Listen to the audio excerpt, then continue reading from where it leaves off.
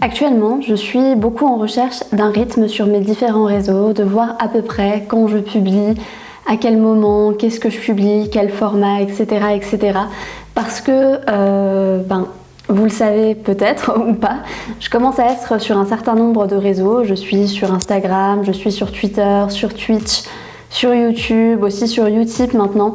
Je fais beaucoup de choses, j'essaie de proposer du contenu exclusif sur chacun de mes différents réseaux et c'est un petit peu compliqué parfois parce que j'ai que 24 heures dans mes journées, comme tout le monde évidemment.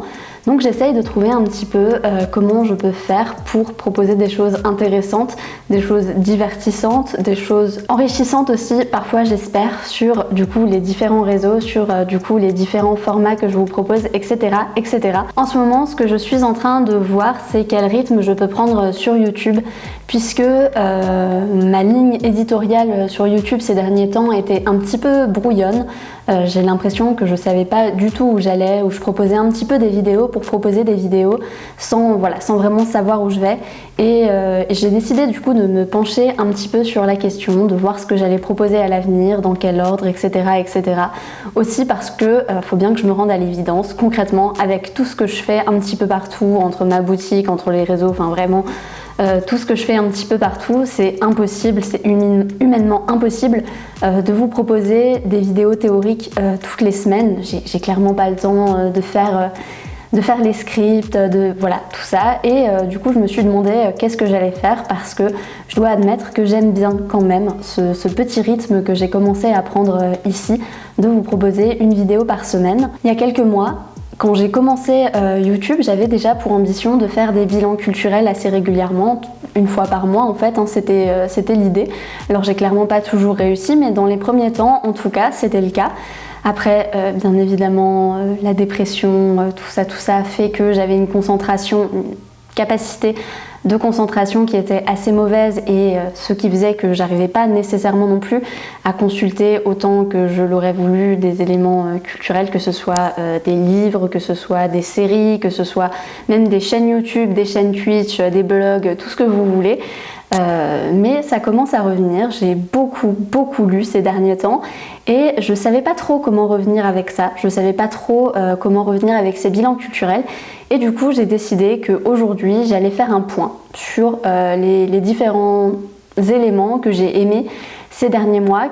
Et voilà, histoire de prendre un nouveau départ pour le mois prochain, recommencer à noter toutes les semaines, à répertorier tous les éléments que j'ai regardés et que j'ai bien aimés pour pouvoir vous en parler après, pour pouvoir partager, pour pouvoir aussi trouver un endroit où je pouvais partager le travail de femmes sur internet, ce qu'elles font, etc. Principalement, il y a beaucoup de ça que j'ai envie de partager, j'ai envie de montrer qu'il y a des femmes sur internet et qu'elles font des choses.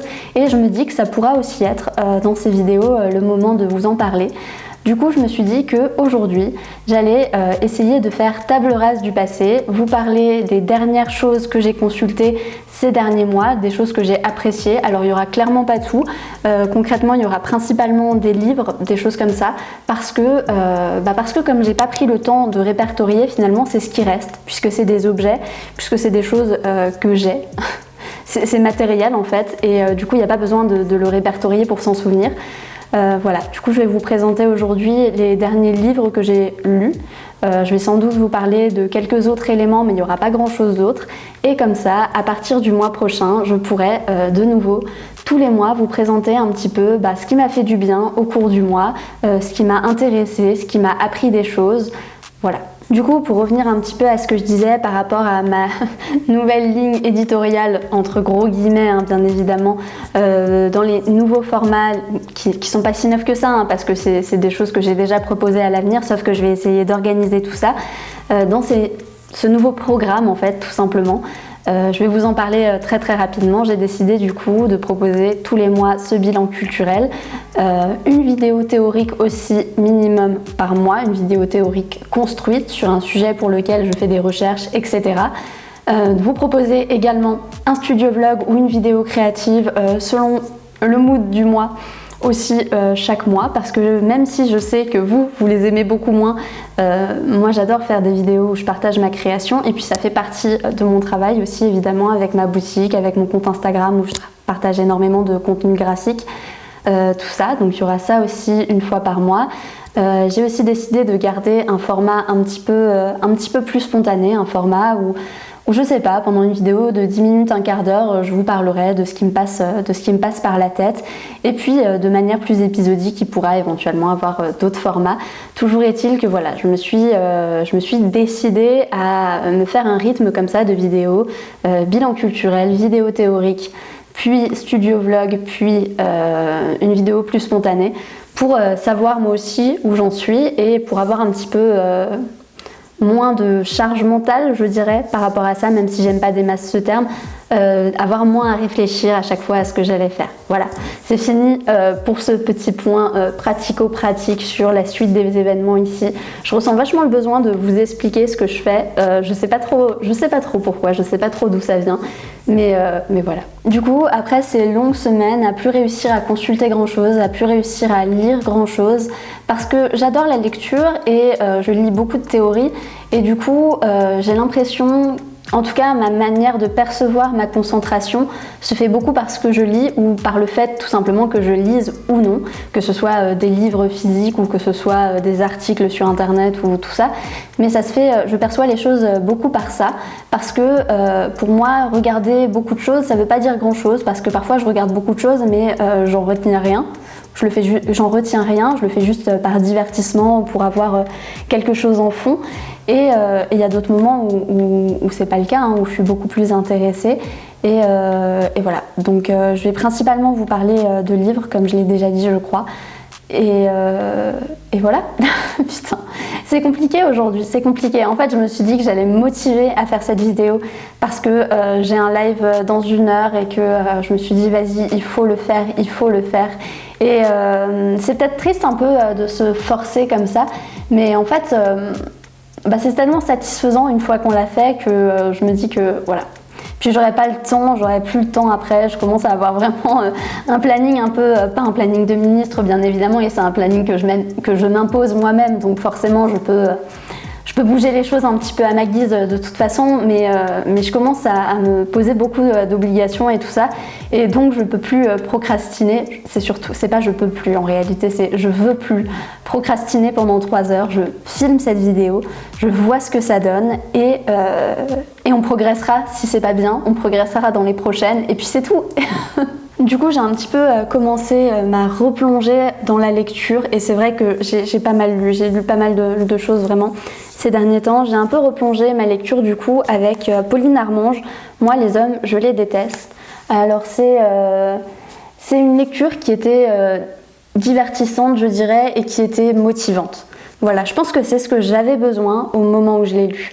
J'ai pas appris un nombre incalculable de choses, parce que je pense aussi que sur plein de points j'étais déjà sur la même ligne qu'elle, d'autant que je la suis sur les réseaux, donc je connaissais un petit peu ses prises de position, voilà, donc j'ai pas découvert des choses transcendantes, mais c'était une lecture en fait qui était stimulante et qui était très chouette à lire. Voilà, j'ai pas vraiment plus que ça à en dire, parce que c'était une lecture assez rapide, hein. Concrètement, je l'ai lu d'un coup comme ça en 1h30, 2 heures, et c'était chouette. Et bien évidemment, moi, les hommes, je les déteste. Ça parle de féminisme, ça parle de misandrie, ça parle de ça. Ça commence à dater, hein, ma lecture, et puis je vais pas donner plus de détails. Et puis il y avait aussi il y avait quelque chose que j'aimais bien dans ce livre-là, c'est cette idée aussi qu'il faut laisser la place à la joie, mais aussi à la colère, mais aussi à la tristesse, qu'il faut en tout cas laisser, c'est quelque chose que j'ai beaucoup aimé dans ce livre, cette idée qui est pas forcément explicitée, mais en tout cas qui est présente à travers tout le livre, que dans le militantisme aussi, que quand on lutte aussi, il faut laisser la place aux sentiments, il faut savoir les accepter, il faut savoir les assumer, et puis pourquoi pas aussi s'en servir comme une force et comme une arme pour avancer. Dans un second temps, j'ai aussi lu Sorcière de Mona Chollet ce mois-ci. C'est un livre qui était aussi très intéressant et agréable à lire. Ça parlait de sorcière, la puissance invaincue des femmes. Ça parlait de l'image de la sorcière, ça a parlé un petit peu des chasses aux sorcières, mais finalement beaucoup de ce qui reste dans la culture de l'image de la sorcière et des conséquences que ça a encore sur la perception des femmes, sur la manière dont finalement les stéréotypes de la sorcière, la vieillesse, la laideur, etc., sont finalement des choses qui sont très acceptées, qui sont l'inverse, qui sont très peu acceptées, qui sont même plutôt rejetées. Quand on est une femme, on est censé être belle, on est censé être toujours jeune, on est censé avoir des enfants, on est censé vouloir être mère. J'ai beaucoup aimé aussi le fait de parler un petit peu de cette image de la vieille fille à chat qui rappelle bien évidemment tout de suite la sorcière aussi et qui finalement est un projet de vie qui semble particulièrement enviable en réalité, par rapport à d'autres projets de vie qu'on nous propose en tant que femme, qu'on nous représente en tant que femme par rapport aux représentations de ce qu'on est censé avoir pour ambition dans la vie, le fait d'avoir des enfants, le fait d'avoir une famille, de s'occuper de sa famille. Et puis aujourd'hui, en plus, avec certains féminismes un peu libéraux, le fait aussi de devoir en plus avoir une carrière, le fait de devoir aussi, avec tous ces trucs de développement personnel actuellement, qu'on est censé en plus être épanoui dans tout ça, trouver le moyen de s'épanouir avec tout ça, avec toutes ces charges. Et voilà, c'était aussi une lecture qui était très agréable et qui m'a fait beaucoup de bien. On n'était pas dans de la théorie ultra complexe non plus, mais voilà, c'est ce dont j'avais besoin, je pense, et c'était agréable à lire. Il y avait aussi quelques représentations de femmes qui étaient assez chouettes, de femmes qui ont vécu en s'émancipant, enfin, qui n'ont pas vécu en s'émancipant, c'est pas le mot, mais qui en tout cas ont vécu sans être nécessairement accolées à des figures masculines, etc.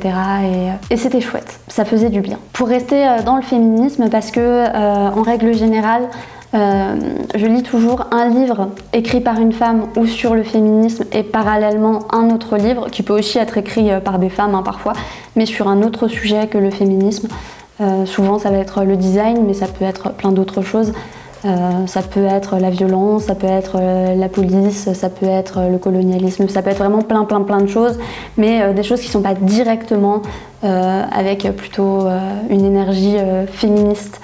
J'essaie d'avoir toujours deux livres, je lis toujours deux livres en même temps en fait, quelque chose avec une énergie plutôt féministe, plutôt dans des luttes en tout cas liées au fait d'être femme, liées à la lutte contre le patriarcat, et parallèlement une autre lecture. En tout cas, là, ça fait plusieurs semaines que c'est comme ça.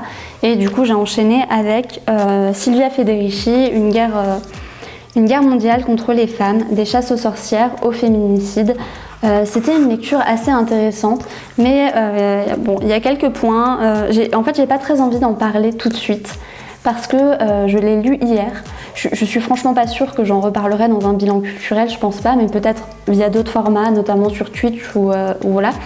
Mais il y a certains moments du livre, même si j'aime beaucoup les écrits de Silvia Federici en règle générale, il y a certains moments du livre qui me laissent un petit peu dubitative.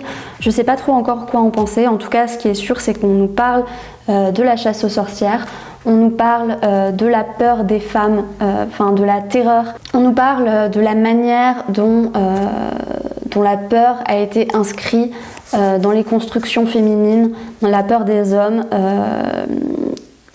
On nous parle vraiment de chasse aux sorcières de manière un petit peu plus historique, de la manière dont ça s'est passé. On nous parle aussi de capitalisme, évidemment, des liens entre capitalisme et chasse aux sorcières. On nous parle aussi de formes de chasse aux sorcières concrètes et de formes de chasse aux sorcières ou de manière dont on peut interpréter certaines discriminations, certaines violences envers les femmes comme des espèces de réminiscences de la chasse aux sorcières actuellement, que ce soit en Europe ou que ce soit ailleurs, avec pour le coup de vraies chasses aux sorcières ailleurs dans le monde, notamment ici ça nous parle de certains pays d'Afrique.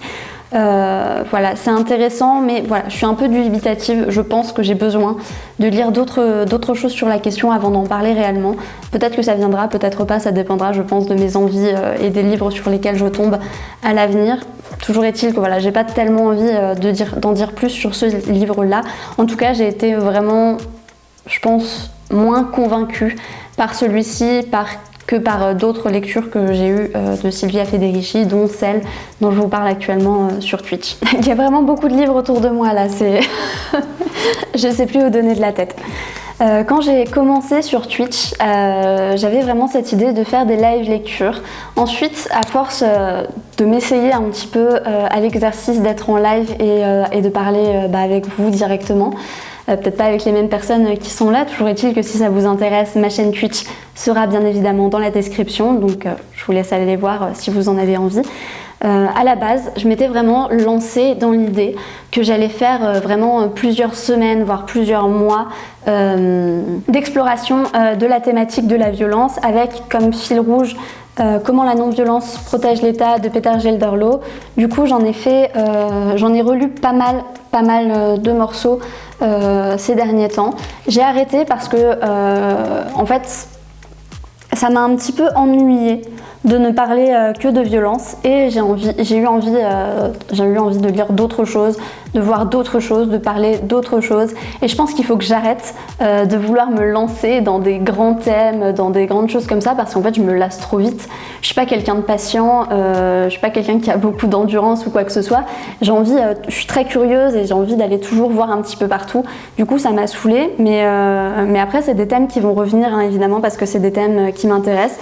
Et j'avais lu aussi, relu en tout cas, parce que je les ai lus il y a un moment, une partie de l'échec de la non-violence du printemps arabe à Occupy Wall Street du coup, de Peter Gelderloh. Après par contre je vous déconseille totalement des éditions libres qui sont une maison d'édition qui est très liée à un mouvement qui s'appelle Deep Green Resistance, qui sont des anti-civilisationnistes et qui sont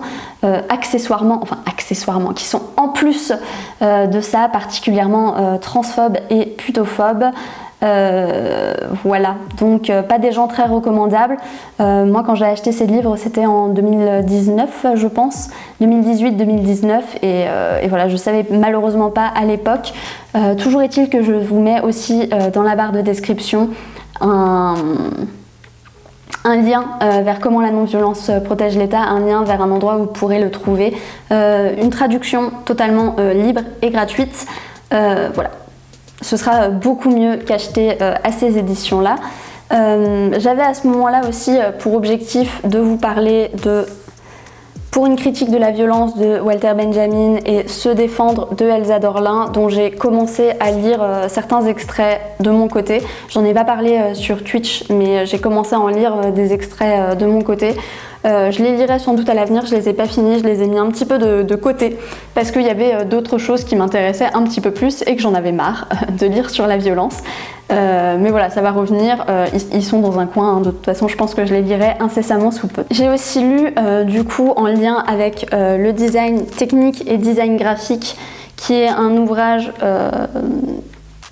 qui a été écrit par plusieurs auteurs, puisqu'en fait c'est la retranscription de 2 cycles de conférences qui ont eu lieu à l'Université de Strasbourg, organisés par l'Université de Strasbourg et la IR, la Haute École des Arts du Rhin, quand j'étais en master, donc en 2018, enfin je crois que c'était de 2015 à 2018.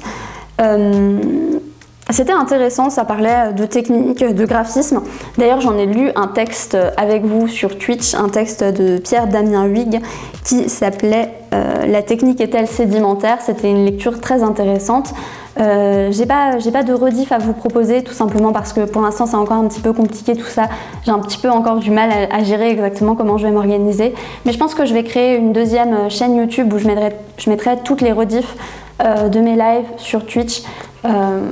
Je pense que c'est une bonne idée, que ce sera plus simple et qu'au moins ça vous polluera pas ici sur YouTube, que vous aurez juste vraiment les vidéos que je réalise pour YouTube. Du coup j'ai lu ça parlait de technique, de graphisme, ça parlait aussi de politique très clairement. Il y a un autre texte que je vais utiliser très bientôt parce que j'ai pour objectif de faire une cartographie des groupes masculinistes et il y a un texte qui va sans doute beaucoup m'aider pour ça. Du coup, je vous en reparlerai.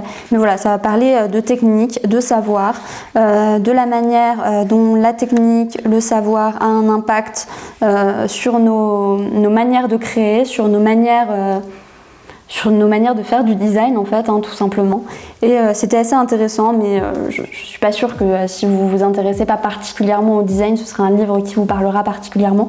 Toujours est-il que moi j'ai beaucoup aimé cette lecture. Je vais juste rapidement terminer cette partie sur les livres. Alors il y en avait pas mal, mais concrètement, si on remet les choses en perspective en se disant que c'est vraiment mes lectures depuis janvier, il y en a pas tant que ça. Ça reste honnête, je dirais. Enfin, en tout cas, moi, je suis satisfaite de ce que j'ai lu, mais je veux dire, voilà, pour remettre les choses en perspective, j'ai pas lu ça dans le dernier mois, j'ai pas lu ça dans les 3 dernières semaines. C'est vraiment mes lectures depuis le mois de janvier. Et mes lectures actuelles, du coup, il y a Béton de Anselme Japp, Armes de construction massive du capitalisme, qui est un livre ultra intéressant, qui traite du béton, qui traite de la relation entre le béton et le capitalisme. Je ne l'ai pas terminé encore, loin de là. Je suis à la moitié environ, je dirais.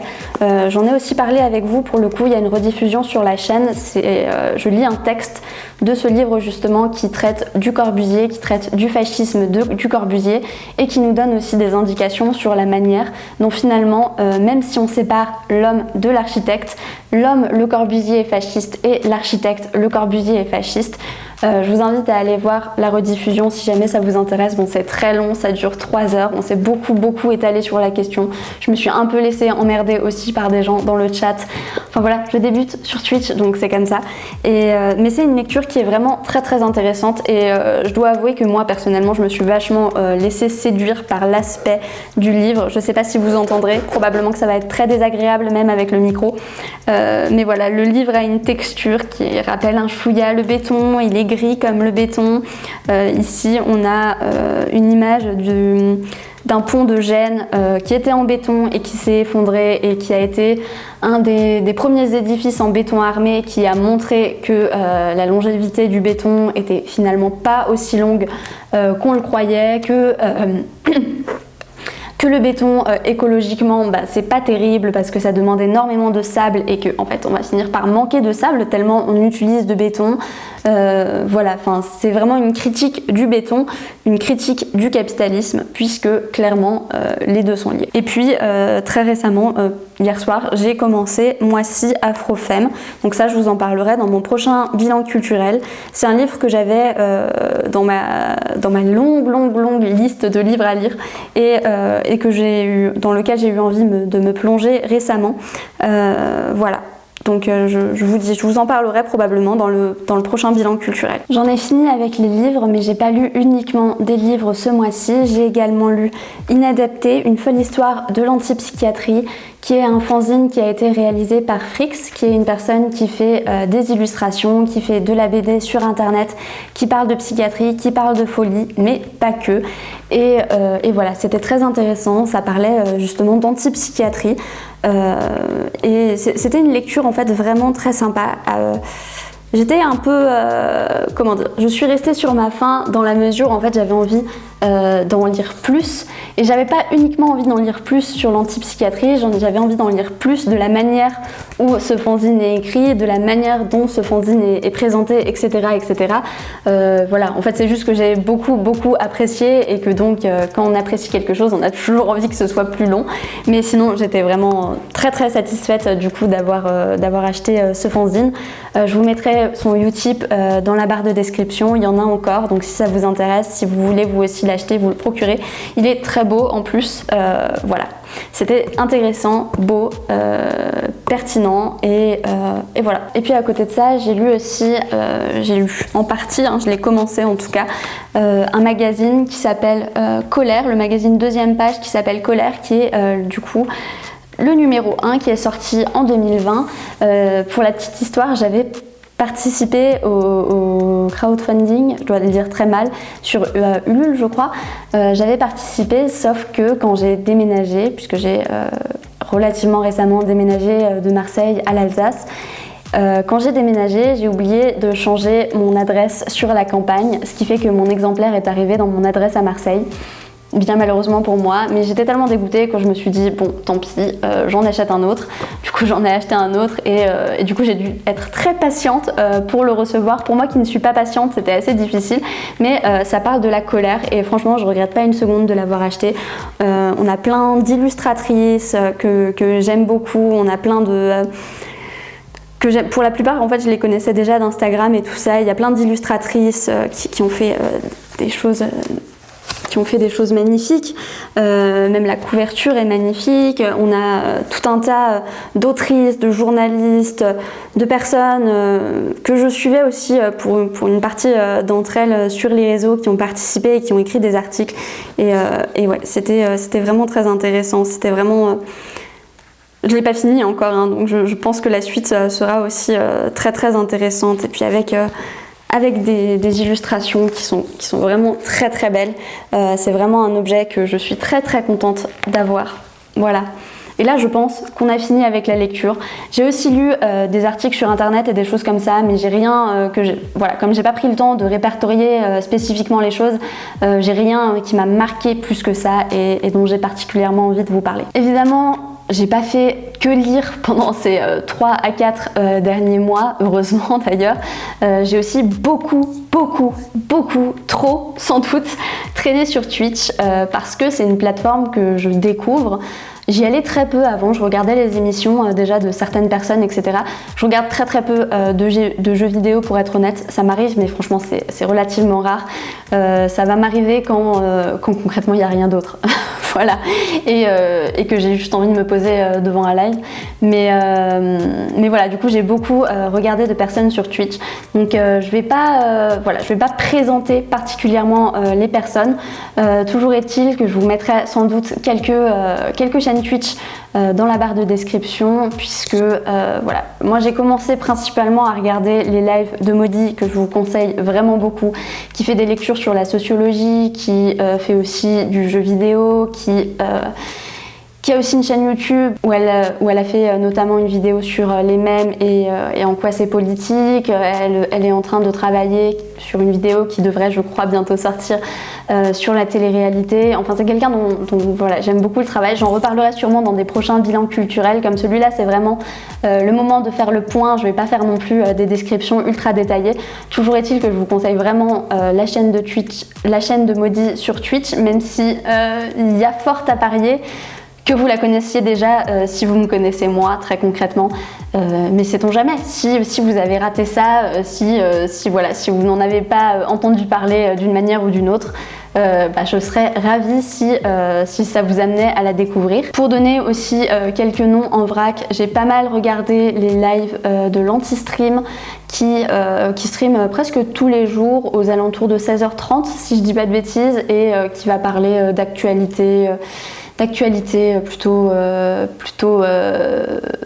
très à gauche, plutôt d'ultra gauche, un petit peu je dirais anarchiste, même si je veux pas nécessairement lui attribuer de couleurs politiques avec lesquelles il ne serait peut-être pas d'accord, je n'en sais rien. Voilà, c'est une chaîne Twitch qui est anti-tout pour réutiliser ses propres termes.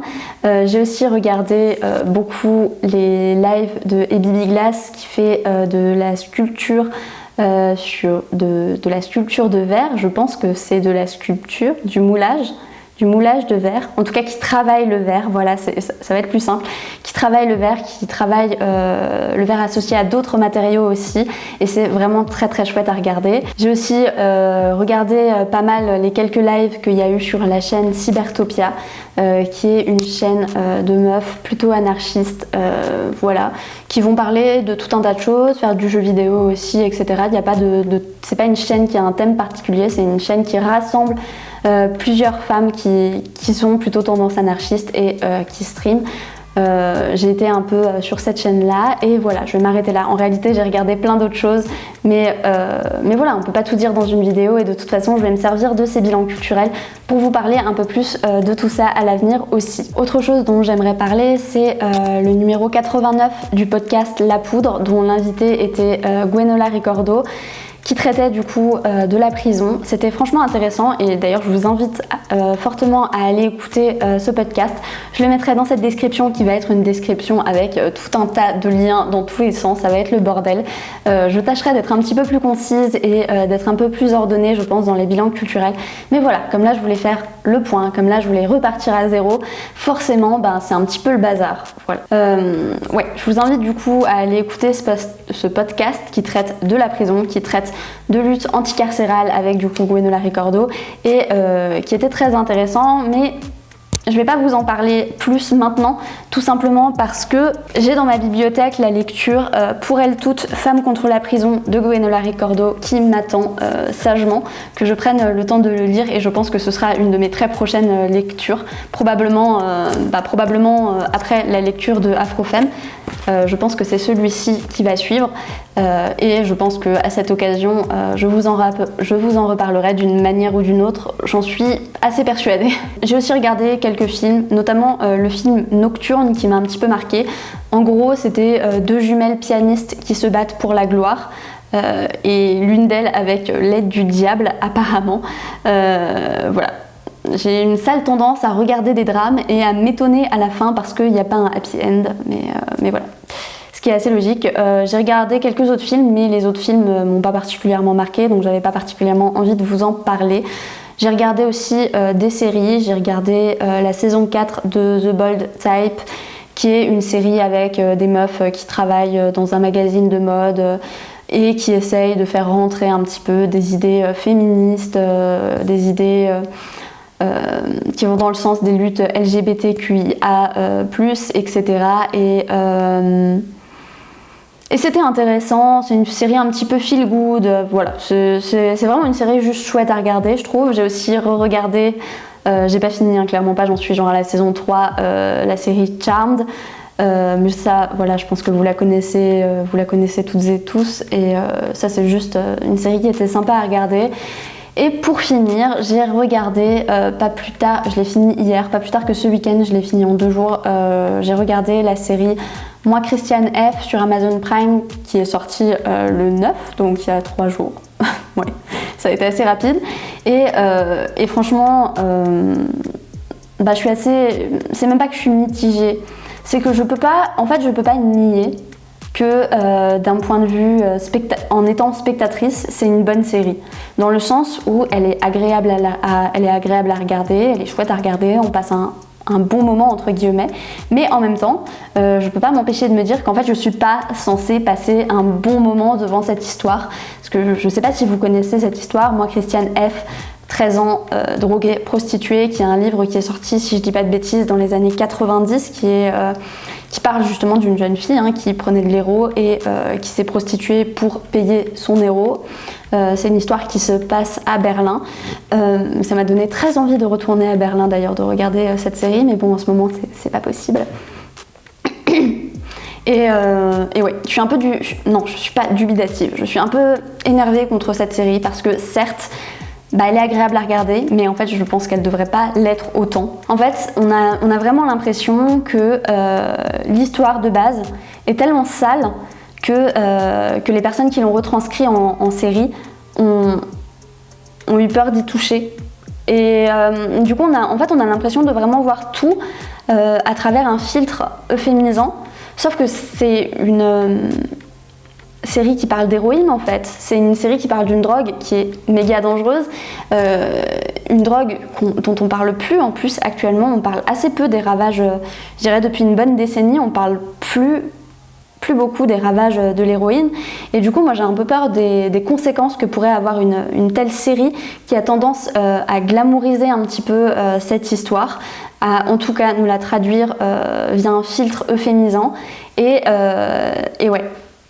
Ça me dérange beaucoup. En fait, je suis sortie vachement dérangée. Dérangée même d'avoir apprécié cette série à la fin. Et ouais, par exemple, pour donner un exemple qui se passe dans les premiers épisodes, elle va prendre son premier shoot d'héros dans un concert de Bowie. Et en fait, quand elle prend son shoot, on voit une image très esthétique de la goutte de sang qui se diffuse dans l'héroïne de la seringue, avec comme musique un remix de Chandelier de Sia. Et ça fait très tout beau tout rose, alors que certes c'est son premier fixe, un premier fixe c'est tout beau tout rose, mais voilà, moi je suis sortie très dérangée de cette série et je pense que le sujet aurait pu être bien mieux traité. Même si je pense aussi que c'est un sujet, que c'est une histoire qui était très difficile à traiter sans justement la glamouriser sous la forme d'une série, surtout actuellement. Et peut-être qu'en fait, du coup, il aurait fallu ne pas le faire, tout simplement. Peut-être qu'il aurait fallu laisser cette histoire sous la forme de livre telle qu'elle était. C'est tout. C'était long. Je pense que c'était long. Mais moi, je suis contente de m'être posée, de m'être décidée à faire cette vidéo, de l'avoir fait de cette manière-là, aussi spontanément, sans prendre de notes par rapport à chaque élément, machin, sans me faire chier à faire un script pour une vidéo bilan culturel où je vous parle simplement de ce que j'ai pensé de certains éléments culturels, mais pas culturels avec un très grand C. J'ai envie à l'avenir de parler d'autres choses que de livres aussi, hein, de parler... Voilà, j'ai pas envie d'être uniquement dans ce truc de la culture avec un grand C où on parle que de bouquins, machin, non. On va parler de films, on va parler de séries, on va parler de YouTube, on va parler de Twitch, on va parler de podcasts, on va parler de blogs, on va parler de tout un tas de choses. Voilà, toujours est-il que là c'était plus facile pour moi de vous présenter des livres, tout simplement parce que c'est des choses dont j'ai un support matériel et que ces derniers mois, j'ai pas répertorié, j'ai pas pris le temps de répertorier, j'avais pas une santé mentale suffisamment importante pour le faire, de noter tout ce que je regardais, de noter ce qui m'a fait du bien, etc. Mais à partir de maintenant, je vais commencer à le faire pour le mois prochain.